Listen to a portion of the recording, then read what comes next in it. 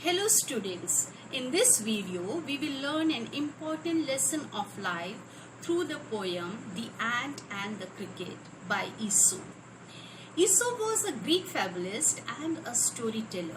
He is credited with a number of fables which is collectively known as Aesop's fables. Many of the fables and tales are characterized by animals and inanimate objects that have the ability to speak, solve problems, and have general characteristics of a human being. The poem The Ant and the Cricket showcases how the cricket was left without anything to sustain himself, as he spent all the time in enjoying without worrying about the future. Then, in order to sustain himself, he had to forego his self-esteem and went asking for the help from his fellow creatures, the ant. The Ant and the Cricket. A fable is a story, often with animals as characters, that conveys a moral. This poem about an ant and a cricket contains an idea of far-reaching significance, which is as true of a four-legged cricket as of a two-legged one. Surely, you have seen a cricket that has two legs. A silly young cricket, accustomed to sing through the warm sunny months of gay summer and spring, began to complain when he found that at home his cupboard was empty and winter was come. Not a crumb to be found on the snow-covered ground. Not a flower could he see, not a leaf on a tree. Oh, what will become, says the cricket, of me? So there was a young and silly cricket. He spent all his time in singing in the warm and happy months of summer and spring. As the winter approached, he began to complain because he could not find anything to eat in his cupboard. He found his cupboard was empty. He could not even find a crumb to eat. The land was covered with snow due to winter. There were no flowers and no leaves on the trees.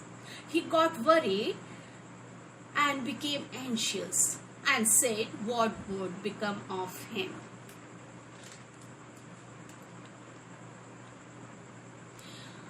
At last, by starvation and famine made bold, all dripping with wet and all trembling with cold, away he set off to a miserly ant, to see if, to keep him alive, he would grant him shelter from rain and a mouthful of grain. He wished only to borrow, he would repay it tomorrow. If not, he must die of starvation and sorrow. In these lines, the poet tells us that the cricket was starving due to famine, and then he decided to ask for mercy of his fellow friend. The cricket thought he knew the ant was a miser. Then also he went out to meet the ant, hoping that the ant may help him with something that would keep him alive. The rain made it difficult for the cricket to protect himself from the wet surroundings, so he approached the ant to seek his help for food and shelter, and told him that whatever help he would take from the ant, he would repay him soon.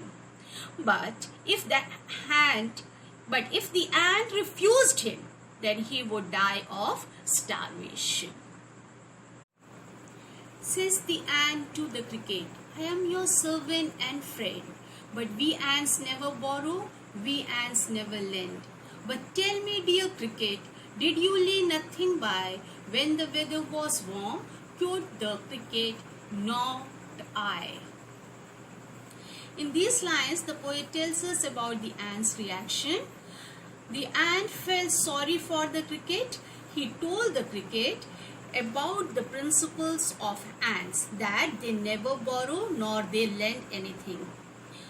The ant asked the cricket if he did not store anything for the winter when the weather was warm. The cricket replied, no, he didn't save anything. My heart was light that I sang day and night, for all nature looked gay. You sang, sir? You say, go then, says the ant, and dance the winter away. Thus ending, he hastily lifted the wicket, and out of the door turned the poor little cricket. Folks call this a fable, I'll warrant it true. Some crickets have 4 legs, and some have 2. The cricket told that he was so happy during the pleasant months of summer and spring that he spent the day by enjoying and singing. The nature looked so pleasant to him that he forgot all about the winter. Hearing this, the ant told him to spend the winter now by singing and dancing too. The ant got irritated and he shut the door and asked him to leave. The poet in the last lines tells us that though this tale is believed to be a fable, but it is true. The poet concludes by saying that what is true for the 4-legged cricket is also true for the 2-legged human beings.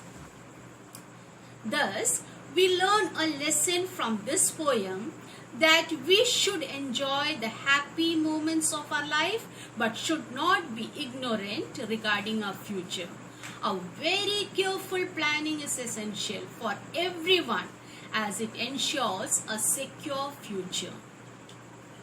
Students, kindly note down the first stanza of the poem and draw the pictures if you have a new copy. If not, doesn't matter.